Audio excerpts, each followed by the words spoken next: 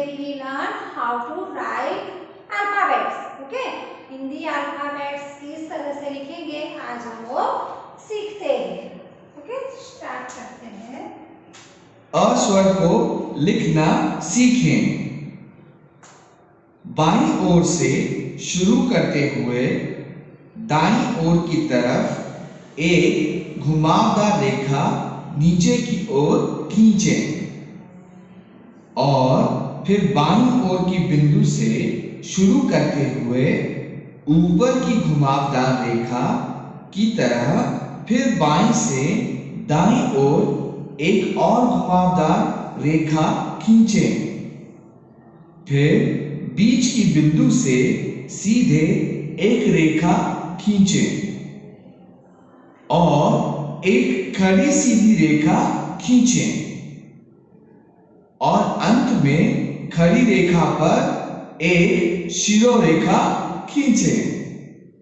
लीजिए, हमारा अ स्वर तैयार है. ये हमने लिखा अ से अनार, अ से अजगर, अ से अदरक. ओके, अब हम सीखेंगे आ. आइए अब हम दूसरे स्वर आ को लिखना सीखते हैं. बाईं ओर से शुरू करते हुए दाईं ओर की तरफ एक घुमावदार रेखा नीचे की ओर खींचें और फिर बाईं ओर की बिंदु से शुरू करते हुए ऊपर की घुमावदार रेखा की तरह फिर बाईं से दाईं ओर एक और घुमावदार रेखा खींचें. फिर बीच की बिंदु से सीधे एक रेखा खींचें और एक खड़ी सीधी रेखा खींचें. फिर उसी के बगल में एक और सीधी रेखा खींचें और अंत में दोनों खड़ी रेखाओं पर से एक शिरोरेखा खींचें. लीजिए, हमारा आ तैयार है. तो पहले अ लिखना सीखा. सेम टू राइट साइड में हम एक खड़ी लाइन करेंगे. ओके, खड़ी रेखा करेंगे तो बन गया हमारा आ. आ से आग भी बनता है. आइए अब हम तीसरे स्वर छोटी ई को लिखना सीखें. एक छोटी सीधी रेखा खींचते हुए वहां से दाएं से बाईं ओर की तरफ एक घुमावदार रेखा खींचें और फिर दाएं से बाईं की ओर उल्टी घुमावदार रेखा खींचते हुए और उस पर से ही हल्का नीचे की ओर फिर एक घुमावदार रेखा खींचें.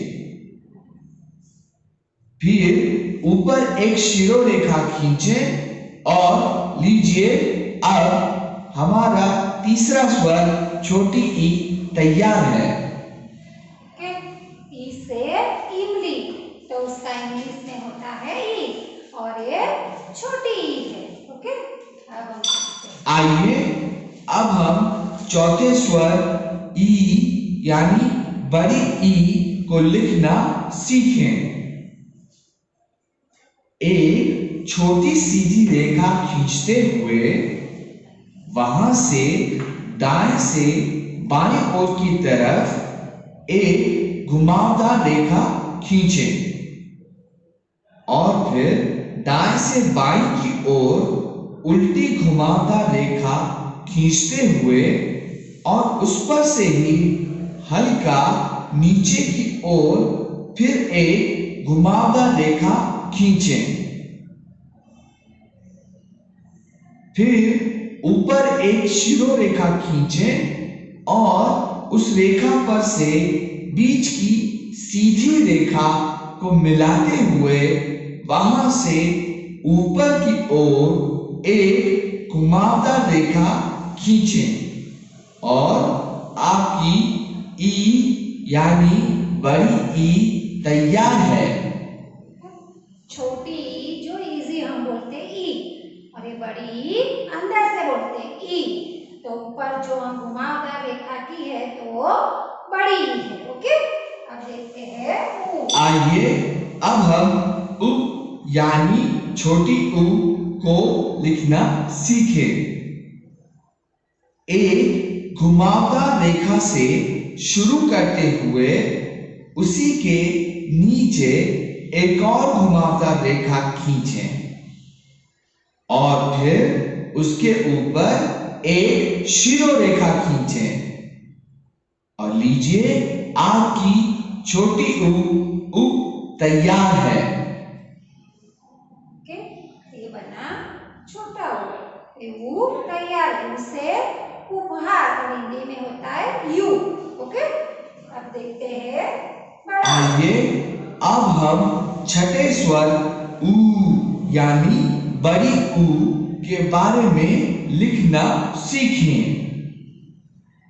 एक घुमावदार रेखा खींचते हुए उसके नीचे फिर एक घुमावदार रेखा खींचें और बीच में से नीचे की ओर एक छोटी तिरछी रेखा नीचे की ओर खींचें और ऊपर एक शिरोरेखा खींचें और लीजिए आपकी बड़ी ऊ यानी ऊ तैयार है। जो छोटा ऊ था उसमें ये तिरछी रेखा नहीं की थी तो वो ऊ, और ये है बड़ा ऊ जो अंदर से निकलता है उसको तिरछी रेखा की है तो उससे ऊन। अब देखते हैं आप रू। आइए अब हम सातवें स्वर वी को लिखना सीखें। बाईं ओर से दाईं ओर की तरफ ऊपर से थोड़ा नीचे की ओर एक सीधी रेखा खींचें और फिर उसी बिंदु से बाईं ओर नीचे की तरफ फिर एक सीधी रेखा खींचें। फिर ऊपर से नीचे की ओर एक सीधी खड़ी रेखा खींचें और रेखा के बीच से एक सीधी और हल्की घुमावदार रेखा खींचते हुए नीचे की ओर भी एक हल्की घुमावदार रेखा खींचें और फिर उस पर एक शिरोरेखा खींच दें। लीजिए आपका सातवां स्वर री तैयार है। देखो ये 7 नंबर में है री। देखो हिंदी अल्फाबेट में ऊपर शिरोरेखा करनी ही पड़ती है। अंडरस्टैंड? री से ऋषि। ओके, नेक्स्ट देखते हैं। आइए अब हम आठवें स्वर ए को लिखना सीखें। ऊपर से नीचे की ओर एक सीधी खड़ी रेखा खींचें और फिर नीचे से दाएं की तरफ नीचे एक सीधी रेखा खींचते हुए हल्का घुमाएं। सीधी रेखा के बगल में ही एक दूसरी सीधी रेखा खींचें। फिर ऊपर एक शिरोरेखा खींचें। लीजिए आपका आठवां स्वर ए तैयार है। ए है ए। ए से एक क्या बनता है? एक। ओके, ये 8वें नंबर का हमारा वोवेल है। आइए अब हम 9वें स्वर ए को लिखना सीखें। ऊपर से नीचे की तरफ एक सीधी खड़ी रेखा खींचते हुए दाएं नीचे की ओर एक तिरछी रेखा खींचते हुए अंत में हल्का घुमाएं। फिर उसी के बगल में एक और सीधी खड़ी रेखा खींचें और दोनों खड़ी रेखाओं के ऊपर से एक शिरोरेखा खींचें। फिर ऊपर से नीचे की तरफ एक तिरछी रेखा खींचें। ये बन गया ए। क्या बना? ए। इससे एन। क्या बना? एन। जब हमने एक एक मात्रा वाला ए से एक लिखा तो ऊपर हमने मात्रा लगाई नहीं थी। एंगल में ऊपर मात्रा लगती है। ओके, नेक्स्ट देखते हैं। आइए अब हम 10वें स्वर ओ को लिखना सीखते हैं। बाईं ओर से शुरू करते हुए एक घुमावदार रेखा खींचें और फिर उसी के नीचे एक और घुमावदार रेखा खींचते हुए बाईं ओर रुके। फिर बीच में से सीधे एक रेखा खींचें और फिर उसको छूते हुए ऊपर से नीचे की ओर सीधी खड़ी रेखा खींचें। फिर उसी के बगल में एक और सीधी खड़ी रेखा खींचें। फिर ऊपर दोनों रेखाओं को छूते हुए बाएं से दाएं की ओर एक शिरोरेखा खींचें। ऊपर से नीचे की तरफ एक तिरछी रेखा खींचें। लीजिए, हमारा 10वां स्वर ओ तैयार हो गया। देखो, दिस इज द ओ। पहले हमने सीखा ओ, आ। ओके, तो अब उसके ऊपर एक मात्रा लगेगी तो बनेगा ओ। ओ से ओखली। नेक्स्ट है। आइए अब हम 11वें स्वर ओ को लिखना सीखते हैं। ओ की तरह ही पहले एक घुमावदार रेखा खींचें और फिर उसी के नीचे एक और घुमावदार रेखा खींचें। फिर दोनों रेखाओं के बीच से एक सीधी रेखा खींचें। फिर ऊपर से नीचे की ओर दो सीधी और खड़ी रेखाएं खींचें। बाद में ऊपर एक शिरोरेखा खींचें। फिर दूसरी रेखा पर से दो तिरछी और सीधी रेखाएं ऊपर की ओर खींचें और आप देखेंगे कि हमारा अंतिम स्वर ओ तैयार हो गया। देखो, जिसकी मात्रा लगाई जाती है वो स्वर ओ। ओ से औरत, वो हमने इस तरह से लिखना सीखा। नेक्स्ट देखते हैं। सबसे पहले एक घुमावदार रेखा खींचें। फिर उसके नीचे एक और घुमावदार रेखा खींचें और बीच से आगे की ओर सीधी रेखा और फिर उसे छूते हुए एक सीधी खड़ी रेखा ऊपर से नीचे की ओर खींचें।